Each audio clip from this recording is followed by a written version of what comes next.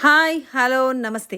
Lucky Sudheer welcomes you. ఒకరోజు శిష్యులందరూ కూడా వారి గురువుగారి దగ్గరికి వెళ్ళి, గురుదేవా మేమందరము యాత్రకు వెళ్తున్నాము అని చెప్పారు. అప్పుడు గురువుగారు ఏమన్నారంటే, మీరు యాత్రకు వెళ్ళాలని ఎందుకు అనుకుంటున్నారు అని ప్రశ్నించారట.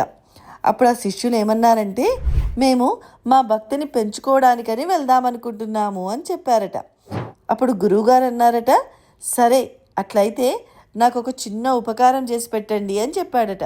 అదేంటి అంటే, ఒక కాకరకాయని మీతో పాటు మీరు ఏ గుడికి వెళ్ళినా దానిని ఆ దేవుని సన్నిధిలో ఉంచి ఆశీస్సులు పొంది దానిని తిరిగి వెనక్కి తీసుకురండి అని చెప్పారట గురువుగారు. అప్పుడు శిష్యులు అన్నారట, ఓ ఇదేనా, ఇంత మాత్రమే కదా, ఏముందిలేండి అని చెప్పి వారితో పాటు ఆ కాకరకాయని కూడా యాత్రలకు తీసుకొని వెళ్ళారట. వాళ్ళు ఎన్ని దేవాలయాలకు వెళ్తే అన్ని దేవాలయాలకు ఆ కాకరకాయను కూడా తీసుకెళ్లారట. దర్శనం చేయించారట పాదాల దగ్గర. మళ్ళీ వాళ్ళు తీసుకొని వెనక్కి వచ్చేసారు ఆ గురువుగారి దగ్గరికి. అప్పుడు ఆ గురువుగారు అన్నారట, నాకు దానిని వడ్డించండి అని అడిగారట. ఆయన చెప్పినట్లే ఆ శిష్యులందరూ అలానే చేశారు. అయితే ఒక్క ముక్క తినగానే ఆ గురువుగారు ఏమీ మాట్లాడలేదట. ఒక ఆశ్చర్యకరమైనటువంటి ఎక్స్ప్రెషన్ని ఇచ్చారట. ఇవ్వగానే అక్కడ ఉన్న వాళ్ళు అడిగారట, శిష్యులు ఏమిటా ఆశ్చర్యం అని అడిగారట. అప్పుడు గురువుగారు అన్నారట, ఇన్ని యాత్రలు చేసిన తర్వాత కూడా కాకరకాయ ఇంకా చేదుగానే ఉంది, అసలు ఇది ఎలా సాధ్యం అని అన్నారట. అప్పుడు శిష్యులు అన్నారట, గురుదేవా కాకరకాయ స్వభావమే అంత కదా అని అన్నారట. అప్పుడు గురువుగారు ఏమన్నారంటే, నేను చెప్పేది కూడా అదే.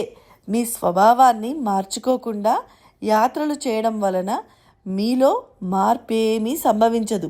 అందుకని నేనేమంటానంటే, మీరు మనమే మారకపోతే ఏ గురువు, ఏ పవిత్ర గ్రంథాలు లేదా ఏ యాత్రలు కూడా మన జీవితాలను ఎలాంటి మార్పులు తీసుకురాలేవు.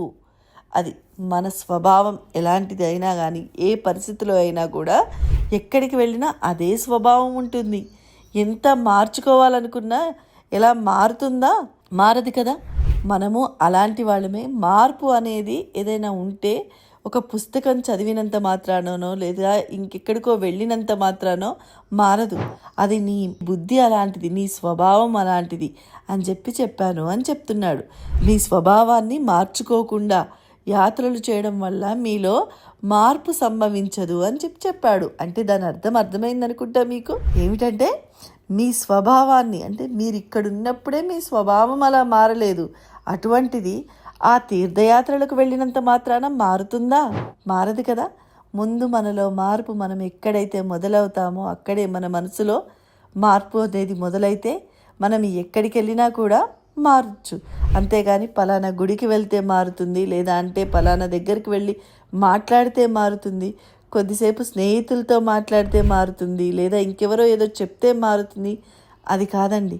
ఆ మార్పు అనేది మీ మనసులో మీకు కలిగిన నాడే ఒక గొప్ప మార్పు అనేది వస్తుంది. మరి దీనిపై మీ అభిప్రాయం ఏంటి అనేది కింద కామెంట్ సెక్షన్లో తెలియజేయండి. మరిన్ని ఇంట్రెస్టింగ్ టాపిక్స్ కోసం లక్కీ సుధీర్ని ఆదరిస్తారని మనస్ఫూర్తిగా కోరుకుంటున్నాను.